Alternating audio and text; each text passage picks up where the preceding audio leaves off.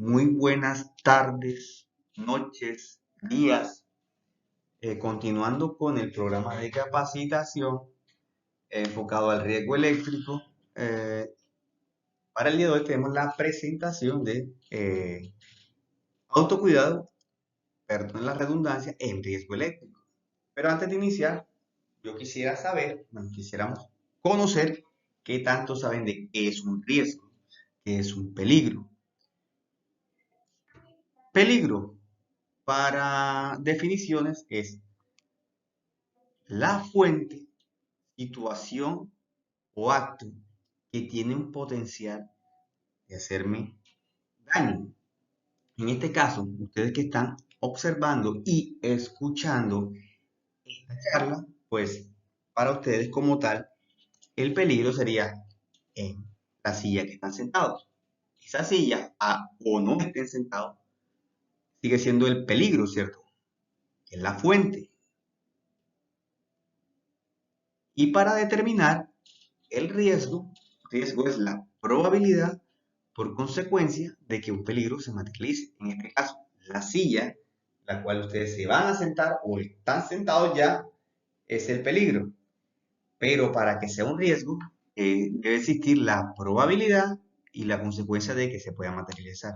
Si ustedes están sentados, existe la probabilidad de que esta silla se pueda romper y ustedes se caigan. ¿Qué sería la consecuencia? Un golpe en la cabeza, un golpe en la pierna, un golpe en la mano.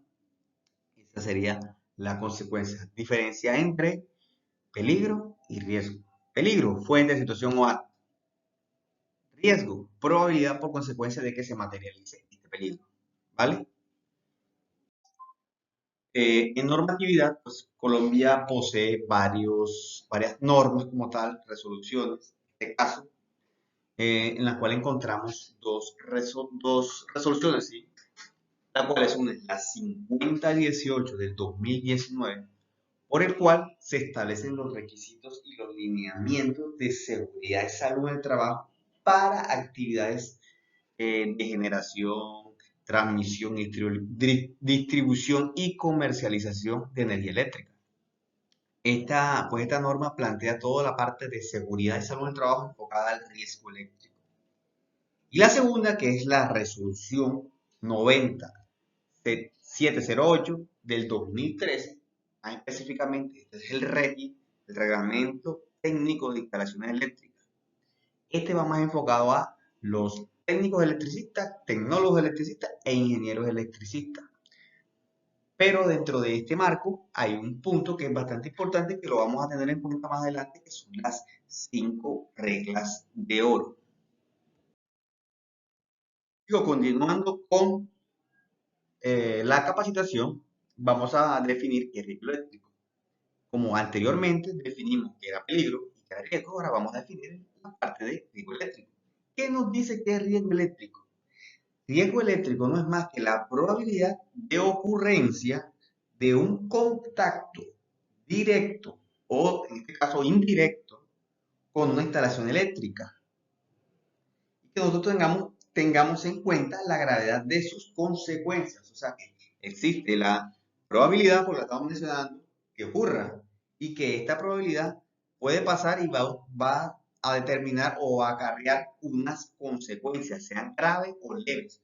Porque en la parte eléctrica puede que una descarga muy leve, no te pasó nada, pero una descarga muy grande y puede ocasionar graves lesiones. Entonces, la definición, probabilidad de ocurrencia de un contacto directo o indirecto con una instalación eléctrica, que me puede también acarrear a unas consecuencias graves de daño a la salud. Chicos, esta es la definición como tal de riesgo eléctrico. Riesgo eléctrico, lo mencioné anteriormente, que nos dice que cuando una persona entra en contacto con fuente generalizada, en este caso nos dice que es la corriente eléctrica, y que nuestro organismo, la gran mayoría de la parte de nuestro organismo se va a ver afectada. Eh, las partes más afectadas, pues, que son más evidentes cuando entramos en contacto con energías eléctricas, daño a la piel, daño al sistema nervioso, daño al corazón y daño al sistema muscular.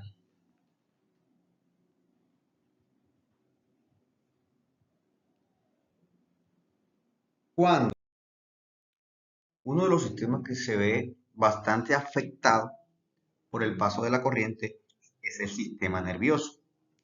¿Qué pasa? Cuando la corriente eléctrica pasa e interfiere con el sistema nervioso, aparecen una serie de efectos, de secuelas, unas alteraciones, tales como son los vómitos, puedes perder la visión, pérdida de la conciencia, una parálisis y hasta una parada cardiorrespiratoria.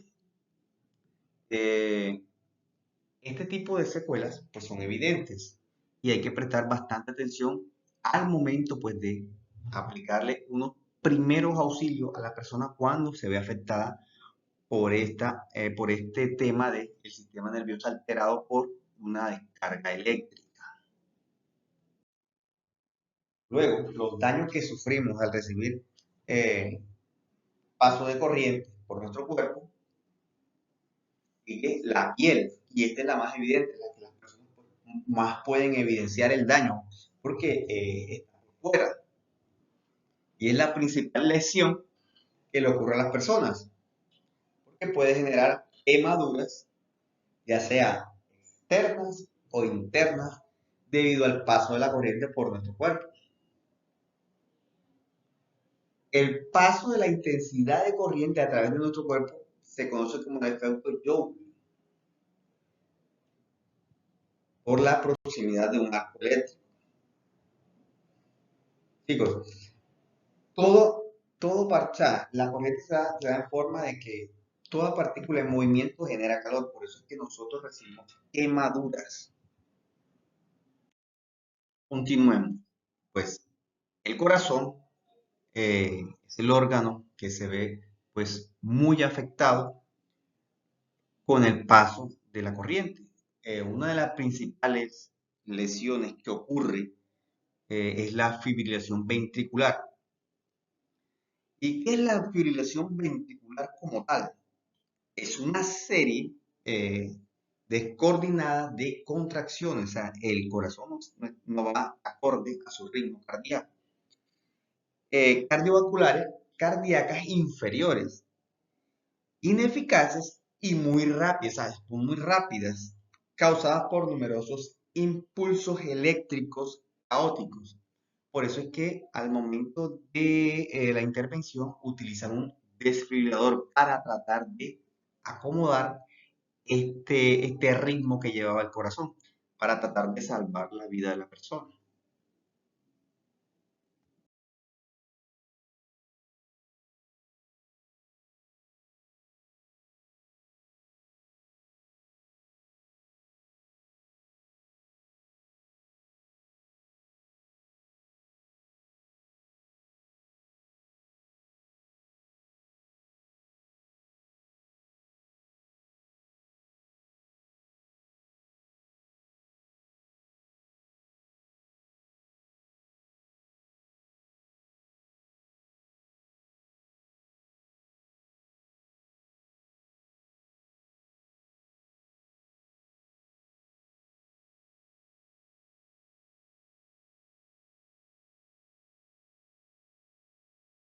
Automático o un desfibrilador común, es un poco más costoso. ¿Qué otro sistema se ve afectado con la parte eléctrica? Es el sistema muscular, porque nosotros como seres vivos también manejamos internamente señales eléctricas. Nuestro cerebro le indica a nuestro cuerpo bajo pequeñas señales de carácter eléctrico que hagan ciertas funciones. Por eso ustedes en ocasiones, cuando están en su casa o han visto en televisión que las personas a veces quedan como que, "Oh, que quedó pegado con el cable". No, no quedó pegado con el cable. Lo que pasa es que la corriente eléctrica le dio una orden, o sea, no es que le dio una orden, el cuerpo detecta esta corriente y se contrae. Si usted tiene en la mano un cable y este le hace una descarga, su la orden que recibe la mano es cerrarse, contraerse, apretarlo, y por eso es que usted no va a poder soltar ese cable. Efectos físicos del paso de la corriente por el cuerpo, perdón, fisiológicos. Eh, en esta tabla pues indicamos los efectos fisiológicos que se observan en condiciones normales.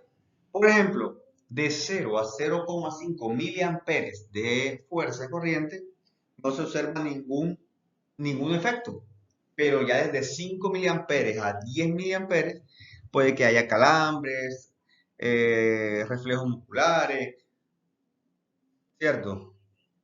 Pero desde 10 miliamperios a 25 miliamperios ya hay contracciones musculares, o sea, ya hay un pequeño flujo de corriente que nos hace que se endurecimiento de brazos y piernas, aumento de la presión arterial y la dificultad de soltar objetos. Desde 25 miliamperes a 40 miliamperes puede haber una fuerte tetanización por la quemadura, eh, asfixias, irregularidades cardíacas, y ahí se ve afectado el sistema pues, del corazón. A 40 miliamperes a 100 miliamperes ya todos los efectos anteriores que les mencioné se ve con una mayor intensidad y gravedad. Puede que llegue hasta el caso de fibrilación y arritmias cardíacas. Ya desde un amper para arriba existe una posibilidad grave pues, de recibir un paro cardíaco. Y si hablamos de 1 a 5 miliamperes, es casi un hecho de que la persona va a recibir una parada cardíaca. Hay algunos tips para poder trabajar con tensión. Y eso también está establecido en una de las normas. En este caso, la norma en el RETI, pues establecemos algunos parámetros que se conocen como las 5 reglas de oro, en donde nosotros podemos determinar y analizar una tarea con riesgo eléctrico. ¿Qué nos dice? Que debemos señalizar siempre y demarcar siempre, y además si estamos en la parte pública, en la calle. Hacer una delimitación perimetral, colocar cinta, conos, lo que tengamos a la mano, porque es que nosotros debemos avisar que aquí se está haciendo un trabajo de riesgo eléctrico. Luego, se debe seguir ejecutando la tarea aislando los circuitos, corte visible, ¿cierto? Para evitar el contacto con esta fuente generalizada. Considerando consideraciones para los métodos de trabajo sin tensión. Todo trabajo eh, en equipo o instalación eléctrica y que dice aquí, en su proximidad que conlleva un peligro eléctrico debe efectuarse sin tensión. O sea que debe hacerse un corte visible y también se debe hacer un bloqueo de este mismo. Igual como en la otra, se debe señalizar. En todo caso, se debe hacer una señalización para evitar que personas que son ajenas a la actividad puedan ingresar y hacer, pues, o puedan ocasionar un accidente. Ahora, como anteriormente les había comentado, existen las 5 reglas de oro para trabajo con riesgo eléctrico. Primero, efectuar el corte visible de todas las fuentes de tensión. ¿Qué, qué, qué corte visible? Bueno, sigamos. Para el corte visible, pues debemos bajar, en este caso, ya sea desconectar del enchufe, bajar break, bajar cañuelas, en caso de las líneas de transmisión, eh, desenergizar todas las fuentes de tensión. ¿Para qué? Para que el trabajador pueda trabajar, perdón la redundancia, trabajar sin el riesgo de, pues, de recibir una descarga. Segundo, La segunda regla de oro en trabajo con tensión, pues es el bloqueo o condenación, dependiendo de la actividad que vayas a hacer, ¿cierto? Aquí se utiliza ¿qué? Un equipo de bloqueo, ¿cierto? Se colocó un bloqueo para que otra persona cuando llegue y si no está dentro de las actividades no pueda energizar los equipos cuando la persona está haciendo el trabajo dentro de ellos.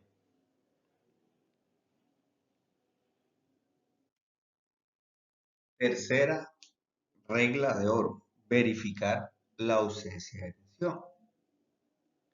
Posterior a las dos anteriores, se hace esta, que es para medir si las partes que se desconectaron son efectivamente las que están desenergizadas. Y mediante la verificación a través de un equipo de medición, podemos determinar si tiene o no tiene corriente. Entonces ya confirmamos que no tiene corriente y podemos seguir avanzando en la actividad. Cuarta regla de oro. Todo circuito se tiene que ir a tierra. En caso de una emergencia, pues la descarga se iría a tierra y por ende tendríamos una protección extra para la actividad.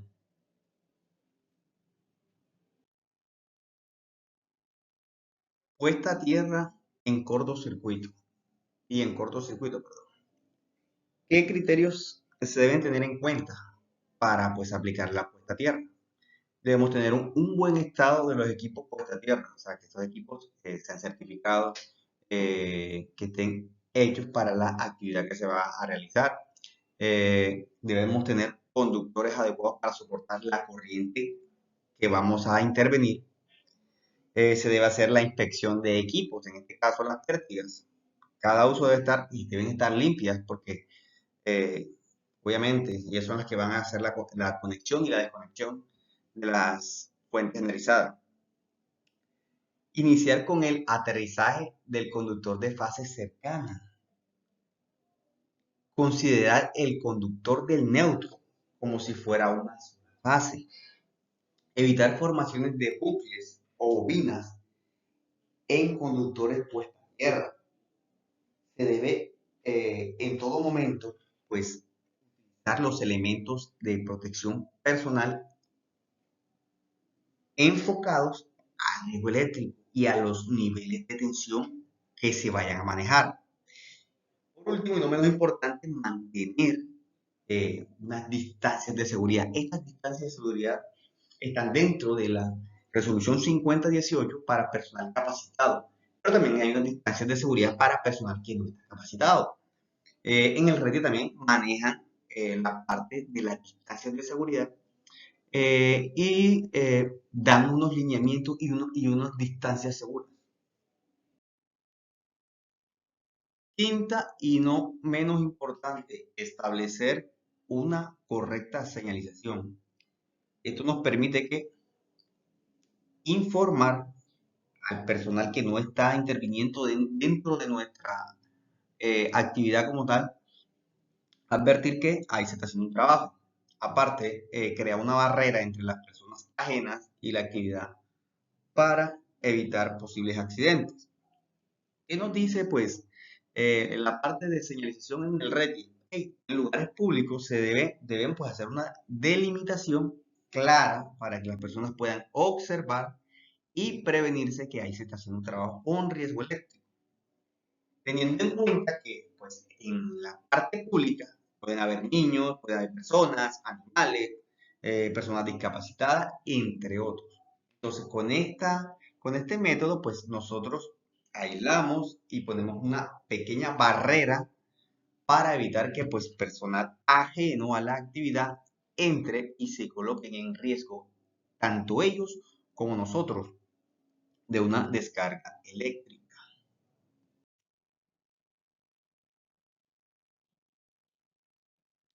Otras consideraciones que debemos tener en cuenta para realizar trabajos sin tensión o con tensión. Bueno, primero, y esto es un punto clave, el trabajador deberá acatar los procedimientos de trabajo. Ojo, esto está en todas las normas. el trabajador deberá acatar los procedimientos. Cuando un trabajador no acata un procedimiento, está haciendo un acto inseguro y por ende será él el responsable de todo lo que pase, ¿cierto? Otra consideración que nos dice que no podemos realizar actividades simultáneas, unas con tensión y otras sin tensión, porque claramente es un riesgo bastante alto de que, pues, por inducción puede haber una descarga a los trabajadores que están trabajando sin tensión. Entonces, es una recomendación muy puntual. Por último, no por último, perdón. En caso de trabajar sobre redes semi aisladas y ecológicas, siempre se debe cumplir con las 5 reglas de oro. Para poder aplicar de manera correcta el loto, las actividades con tensión, pues nosotros debemos poseer en este caso unos equipos para poder realizar el sistema de bloqueo. En este caso yo tengo en mis manos, pues en mi poder, un candado de bloqueo, el cual me permite a mí bloquear las fuentes de tensión, pero este equipo no funciona solo. Nosotros tenemos que tener otro equipo del sistema Loto, que es el bloqueador de pues la fuente de tensión, que varían en diferentes tipos de equipos. En este caso, esto es un bloqueador de clavijas. Es una clavija, más que la conexión que va al punto de energía. Para yo poder evitar que se encienda en el equipo, el cual estaré, bueno, poniendo un ejemplo, una persona estará dentro, yo bloqueo la clavija con mi candado de bloqueo,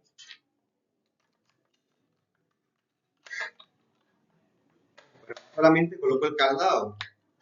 Debo etiquetarlo, colocar mis información personal, nombre, cédula, persona a la cual llamar en caso de emergencia y qué actividad se están haciendo en la parte interior del equipo.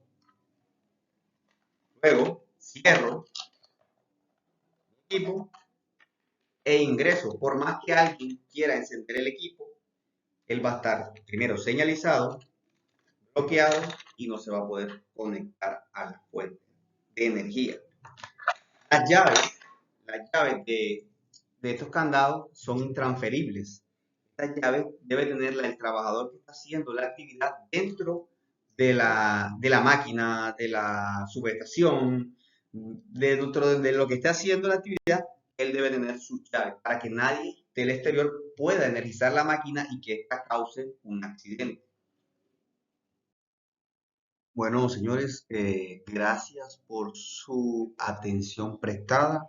Este es un tema bastante importante, el cual requiere de atención y mucha práctica. Se debe establecer unos procedimientos para poder implementar el sistema Loto y que cualquier tipo de actividad esté bajo el control de un sistema de bloqueo etiquetado hasta que la última persona, pues como tal, nos salga del el trabajo que pues se viene realizando. Chicos, muchas gracias y que tengan un buen día.